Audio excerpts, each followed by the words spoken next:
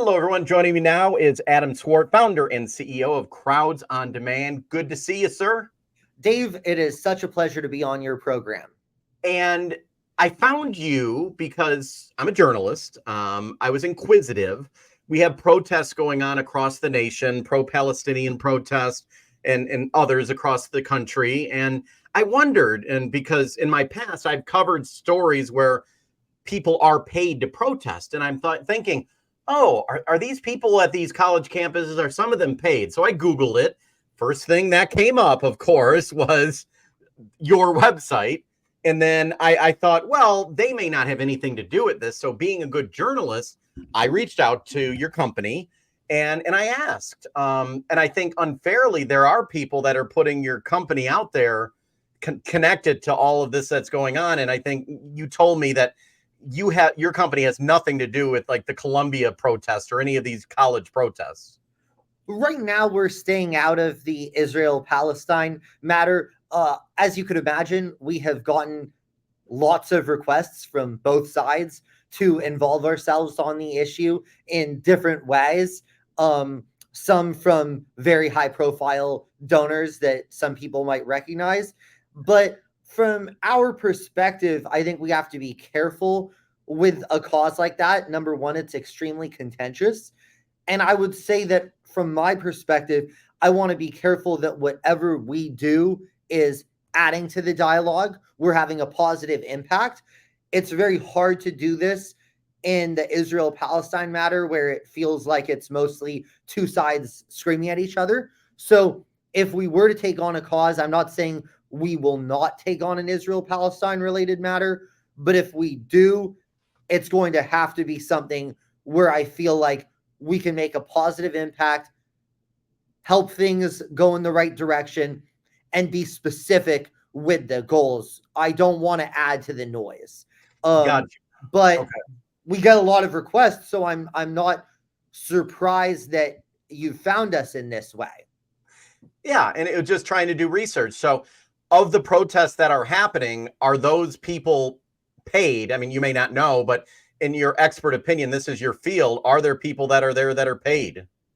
So it's a complicated question because I would put, there's this kind of false idea that there's two types of protesters. There's these grassroots people who are so passionate and are 100% sincere on an issue. On the other hand, there are these paid protesters that couldn't care less and that are agitating, right? Yeah. The reality is we all have a reason to be somewhere, right? And so I would say that what there is there's incentives for people to be there. So sometimes there's cash incentives, perhaps, but there's also incentives of when you're talking about students, you have a lot of social media, right? Students want to seem, especially this kind of woke left movement, they want to seem like they're woke, they're with it. So a lot of those students want to go to post an Instagram story, right? So you have that. Now, if you're asking, is there funding around this? Yes.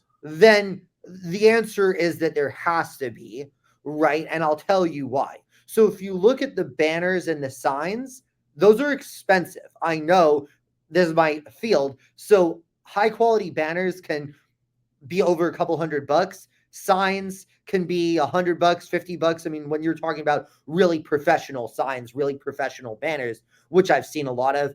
I know there's been a lot of chatter about the tents. Anyone who's been to REI knows that tents are rather expensive too. And there are a lot of tents that kind of look the same, right? So there is funding. And again, when I say there's funding, I'm not saying that to try to delegitimize the fact that there are people there who have sincere beliefs, because money and sincerity can exist together.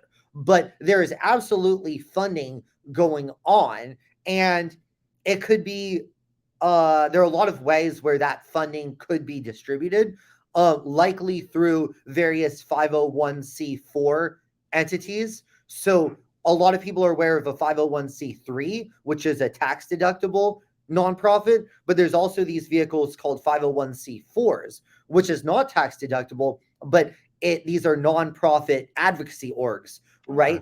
So these organizations have pretty big liberty in what they can buy. So they could buy signs, tents, whatever, right? Yeah. And simultaneously, they don't have to disclose their donors. And I'm not saying they should. I'm just saying they don't have to. So you could have a lot of money from wherever pouring into these demonstrations, and that could be fairly widely used, all completely legally. Gotcha. Okay. You're the CEO, how did this idea even enter your brain of making this a business? When did it all start? Sure. So I started the company in 2012. So we've been in business for 12 years. I started the company when I was actually still in college at UCLA in Los Angeles. And I started because I worked on a lot of campaigns. I'm pretty middle of the road, but at the time I was more on the Democrat side. And I worked for Democrat campaigns, including the gubernatorial race in 2010. And a lot of the people running those campaigns were these old ex-hippies from the 60s who were used to being able to gather thousands of college students on a whim. You pass out some flyers on the quad and suddenly 10,000 students would be there the next day, right? Yeah. And the reality is millennials just don't work that way, right? So they were always expecting and saying, hey, Adam, why don't you get out 1,000 people there, right? And in reality, this was quite a challenging task. But I noticed there was a huge benefit when we were able to turn out people for rallies, and even more so when we were able to turn out even a smaller group for protests, right? Because a group of 10 protesters outside a 1,000 person rally can redefine the narrative of a 1,000 person rally from the media perspective, right? So instead of candidate X hosts a rally, it's protesters picket candidate X's rally. So suddenly with 10 people, you've changed an entire set of headlines, if particularly among media that might already be searching for bad things to write about the candidate, right? And now you've generated tens of thousands or more, hundreds of thousands, depending on the market, in earned media for your team, right? So I've started noticing actually people are undervalued in this. And there's a benefit of saying, hey, we can turn people out. And then simultaneously, we're talking about Los Angeles, right? Who do we have in Los Angeles? We have a ton of actors who are working kind of flex work jobs. So you have a great source of talent who are passionate. They're great at espousing a certain perspective. So I was like, okay, let's put this all together. And so we started by providing anything from audiences for corporate events to political events to even off-duty TMZ, like Daily Mail, paparazzi photographers for lower tier celebrities, or just even people who were interested in that experience, right? So it was very focused initially on LA and New York and a couple of key markets, and we expanded from there as the demand allowed, and we expanded from there also to do more than just people. We'll do phone banking, emails, we'll create advocacy groups from the ground up. So we really expanded from there, but the original idea of it was really based on the idea of this, Dave. Context is everything. Imagine some of the greatest speeches of all time. Martin Luther King's I Have a Dream speech. Barack Obama's 2004 Democrat convention speech. Some of Trump's speeches, if you're a Trump supporter, right? Imagine if all of those were delivered to 5 people. How well do you think they would land, right?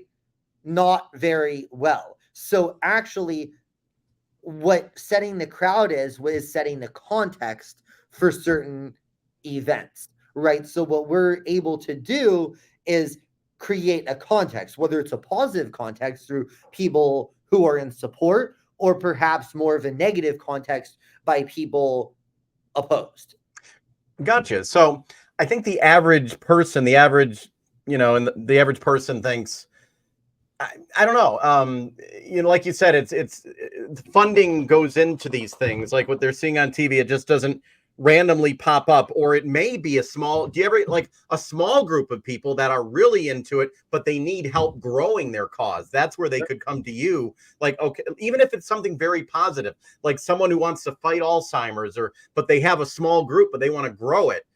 That's where it starts a lot. You get, or a small donor, or someone that wants to grow, but just doesn't have all the people. That's where you can come in and assist. Absolutely. And now that we've been in business so long, we do a lot of consulting work as well, where we don't actually provide the people, but where people will come to us and say, hey, this is the kind of movement we want. We might not have the budget to compensate attendees, or perhaps we have a bunch of people who are already signed up, but we need to understand how to be strategic. Because one of the biggest mistakes, and you actually put it very well, Dave, is a lot of protesters are focused on the wrong place. So I'll give you an analogy. Imagine you have trouble with customer service, right? You're yelling, imagine screaming at the customer service lady who's in the Philippines, right? Well, that might be cathartic for some people, but that's not actually going to help you ultimately get what you want, right? If you're going to scream at someone, you should be screaming at the CEO in his mansion, right? So not some lady in the Philippines. Right. So I would put it the same way to the protesters. You have a lot of protesters, great groups, but they're actually, for what they're trying to do, they're actually targeting the wrong targets. They're going about it in the wrong way. They should actually be focused on a different series of targets who are actually in a position to get them what they're looking for. Right. So I think a lot of movements make a mistake because, and more should actually bring us in for consulting, because we could also point them in the direction of, okay, here are my concerns. Who is actually empowered to help me resolve my concerns, whether it's an issue with a company, whether it's an issue with a government? Who are the people in the government who can give you what you want, right? Who are the people in the company who can give you what you want? And focus, being able to protest in the right place. For example, knowing, okay, I'm going to protest this company around a major product launch that they're doing, or there's a company that is maybe guilty of racism. We're going to go protest at a diversity and inclusion event. So that's going to make them look really bad, right? If people are talking about racism at an event where they're supposedly supporting diversity, right? So you see what I'm saying? Yeah, and I think there's a difference, because we mention, people always say, oh, Soros is paying for all of this. You aren't. You are contacted by people. You yourself, you don't have causes. You don't organize. Right? I mean, you're like a talent agent in a way. You're not. You don't say, okay, I want to support this. I'm Adam. I want to support this mission. You're contacted as a way to facilitate these things. Correct. I think that my personal views aren't the operative thing. What matters is helping our clients get their views across. Now, Gotcha. if there is someone who comes in, and there have been with views that are truly reprehensible, then we obviously reserve the right to say no. If we think that we're actually being contacted by foreign governments for nefarious purposes, which happened, we obviously reserve the right to say no. So I'm not trying to say that we say yes to everyone. Yeah. But it's not about, the company is not to advance my personal agenda. Gotcha. There are views, there are a lot of campaigns that we undertake that happen to also comport with my views, because I always think we do a better job when we're advocating for something we truly support. Okay. One question I think people are probably thinking, they think of like what's going on, the video you're seeing. I think it was within the last hour or two, University of Texas at Austin. There's violence happening. And we talked before I started recording. You do not want violence, correct? No, at anything absolutely not. Okay. Absolutely not. And here's why. There are a couple of reasons. First of all, violence is illegal. Violence is counterproductive, ultimately, to achieving your ends. And it's rather unpleasant. And I don't condone it morally, and I don't condone it legally. And I think violent protesters need to actually be held accountable as individuals, not as groups, but as individuals. If there's an individual in a protest that does something violent, that individual has to be held accountable. Now, you can't, the only distinction is I think that it's a dangerous precedent to blame an entire group of protesters when you have some violent elements.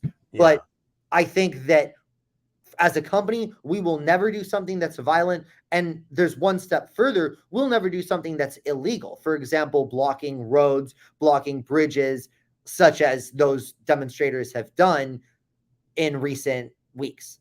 Oh, so if someone comes to you and says, hey, we want to take over in Detroit here, it's the Ambassador Bridge between Canada, and you're not going to be on board with if they come out flatly and say, we want to shut down that border or shut down that road. Absolutely not. We'll have to, we would have to determine in each situation. Now, if we had a permit to do that, that would be different. So, but we would never do what the demonstrators have done, which is not announce intentions and then just create an extremely disruptive effect. Everything that we do is permitted by law, which means that if we were to do an event that would block off a major roadway, we would have to get a permit, which would mean that would have to be a very large fee payable to the city, and the city would have to let people know weeks in advance of such a rally, right? That's how permits work. Yeah. What are some of the fun? You've probably done some fun things. You said, like, it's not always just political. You do businesses. You do. I've seen like kids have Sweet 16 parties where the people are like pay paparazzi to show. What's the some of the fun things, or are there any recently in your career of doing this that are like really kind of cool with celebrities or whatever? Any that stand out? Well, I'll tell you one of the most wacky one of the most wacky in the 12 years we've done is, and we've provided audiences for weddings before. Really? Many of times. But we had one that was particularly unique. The groom was a very wealthy gentleman from abroad, and his bride to be was, let's just say, maybe not someone that you would bring home to mom. She was, kind of from the not that there's anything wrong with that, but kind of from the trailer park, that kind of vibe, right? So the groom was like, okay, well, we really need a different set of friends to her actual friends to be there, because my family is gonna be in town from abroad and I need them to feel like, hey, like I'm marrying a good one. So we provided 100, I think it is, guests at this wedding at a very, very fancy hotel, and to be her friends. But there's more. Then I think about a week or two, they said, oh, well, actually, we need you to provide the family too. We need you to provide her family as well. So I was like, oh crap, okay, this is a whole different thing. So we started interviewing. We want to make sure that the resemblance was there. So and then 3 days before, they said we also need the father of the bride. I was like, okay, so now we have the father of the bride. We got the uncles, we got the cousins, and the funny thing is, we had everybody prepare weeks in advance with full stories like actors do. You have a character, because I would assume that the groom's parents would ask a lot of questions to bride's friends and family. Yeah. And I had to assume that they did speak English. So we had all this preparation done, and it just goes to show that you prepare, and it was all absolutely unnecessary. They didn't ask any questions, and none of them spoke English. So all that preparation was completely unnecessary. But when I was watching the groom, the bride's father tear up at the altar, I was like, I can't believe we did that. He teared up. It was like he was kind of like an older white dude, like 65, and he was like tearing up. It was like he played it perfectly where he was like, I'm this like strong, stoic kind of guy. I probably don't cry a lot, but this was the time he cried. That was the vibe I told him to go for. So That's amazing. And I don't think I was watching a reality show the other day, 90 Day Fiance, and these two people, they weren't very popular. They had a room full of hundreds of people. And my wife actually said to me, I bet they paid those people to, or their actor to be there. I would have never thought of that, but it makes sense. And I didn't, that's hell, there you are, I guess. If so that's interesting. And yeah, so you do the gamut of things, and that's kind of really outside of the box. Absolutely. And like audiences are a big part of our business, whether it's for corporate events, like a product launch. Sometimes, again, it's not even about the numbers of people. It's about the type of person you want, maybe standing beside your CEO. Maybe you don't have a lot of diversity in your ranks at your company and you want a diverse array of people standing behind your CEO, right? So it's like I said from the start, context is everything. And one of our jobs is to help people create the context to evangelize whatever they're doing, whether it's selling a product or selling themselves, selling a service, selling an issue, in the best manner possible.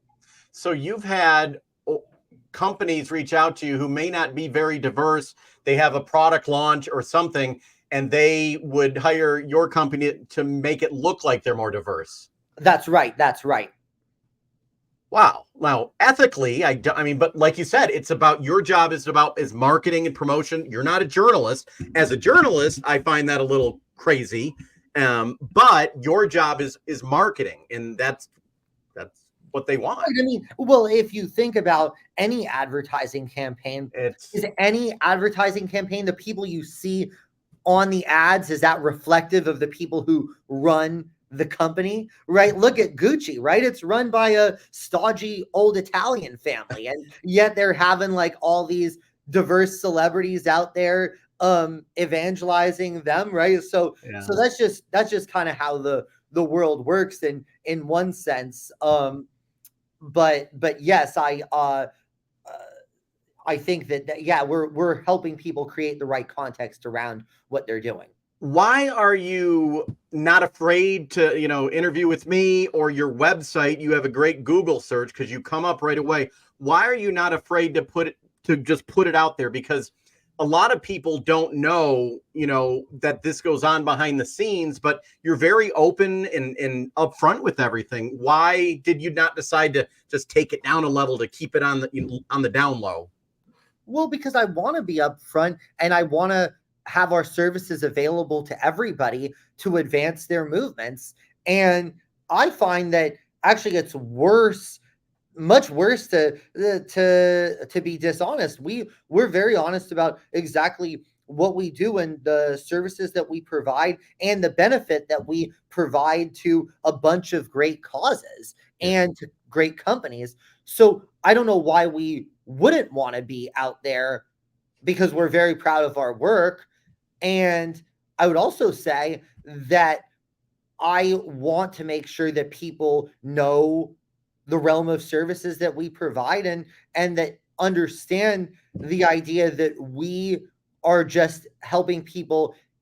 Essentially, we facilitate activism, right? So we're not paying someone to support a cause they don't believe in. Okay, let me stop you there. That's an important thing I want to ask, because I told you before we started recording, I went to a rally in Pittsburgh. It was a fight for $15 an hour, whatever it was.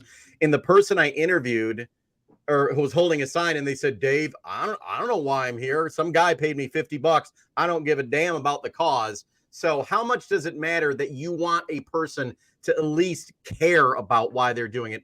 Do you want, or does that matter to you? That's a prerequisite. That is an absolute 100% prerequisite.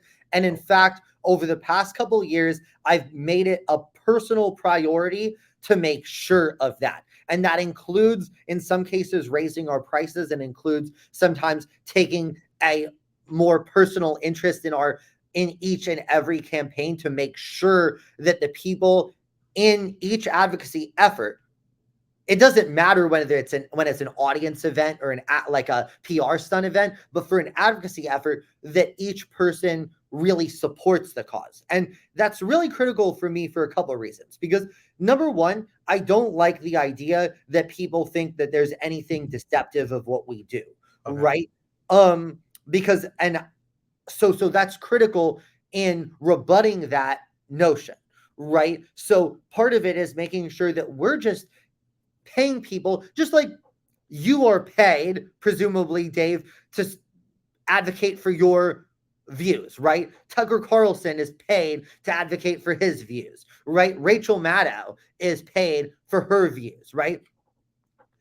Our demonstrators are much in the same, paid to advocate for what are otherwise their views. The compensation isn't for having the views, it's for showing up, right? And that's the big thing. So if we have a conservative rally, we'll reach out to conservative groups and say, you're already conservative. How would you like to get paid for supporting law enforcement, right? Okay, I see what you're saying. Already an environmentalist.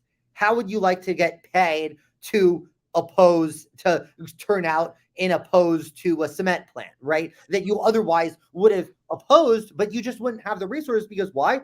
People have to work, right? Ordinary people have to work. So essentially, protesting shouldn't be just for the privileged folks who have just a ton of time on their hand. Shall we say the Brooklyn, Williamsburg hipster crowd who can just turn out to everything because they have trust funds to pay for everything, right? It's like, from my perspective, I think everyone should be allowed to advocate for their position. Yeah, and that's and there are companies, there are places probably that do just like the guy I interviewed, they probably will just give $50 to anyone. But if you're at a cause, why would you want someone like that? Long term, it's going to hurt your cause to have people because at the end of the day, the fact that he told you that means that he missed an opportunity to sell you on $15 an hour. You seem more like you lean conservative, so maybe you're skeptical about minimum wage, but there might have been an argument that he could have made if he believed in the cause that would have won you over. And that would have been the opportunity for a soundbite in his favor, in that group's favor, that could have been on the nightly news. That's right.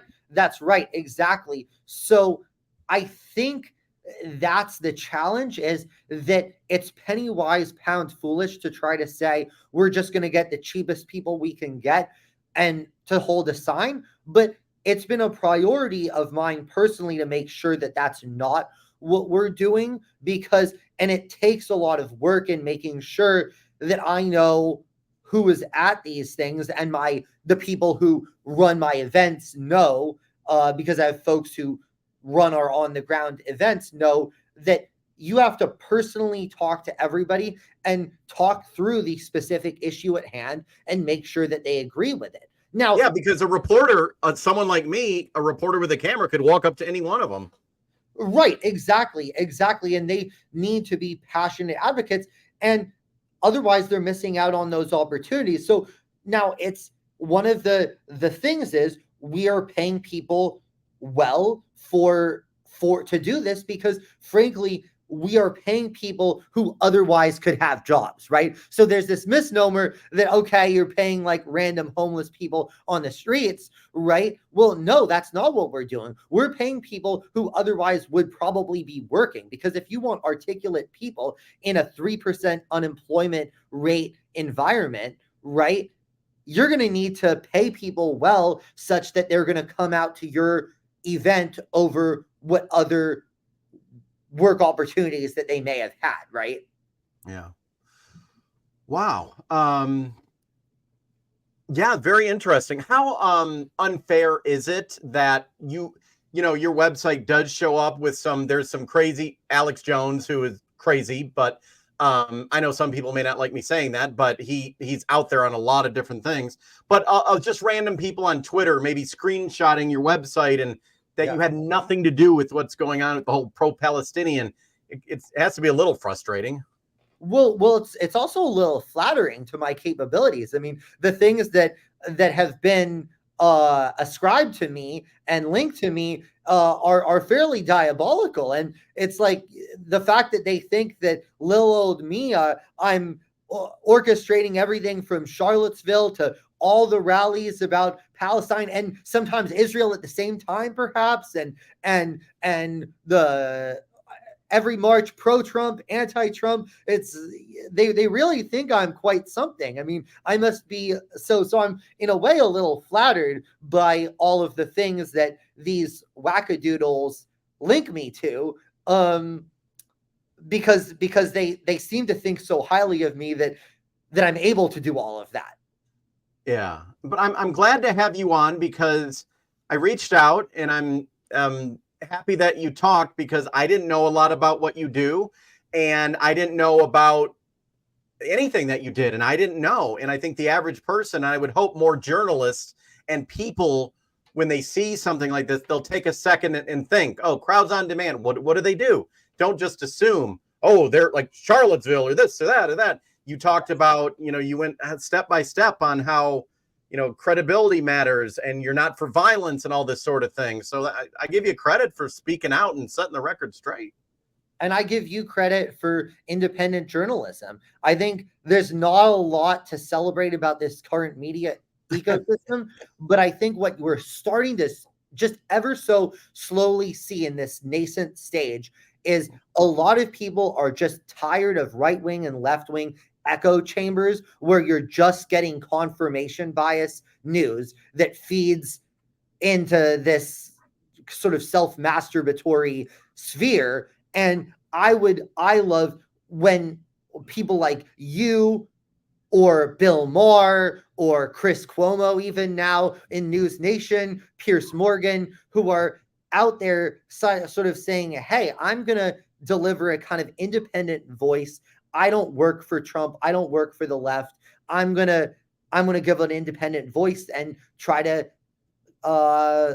look at things methodically. So I so appreciate what you do. Yeah, and allow you to voice your opinion. And I flat out ask you, are you behind this Palestinian thing and you said no, and you explained everything. That's cool. But also to know basically, has your web traffic probably spiked in the last week or so, I bet?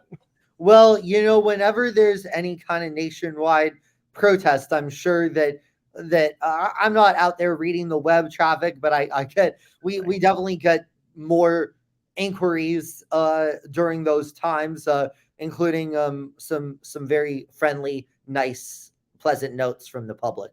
Gotcha. I love the story about the wedding.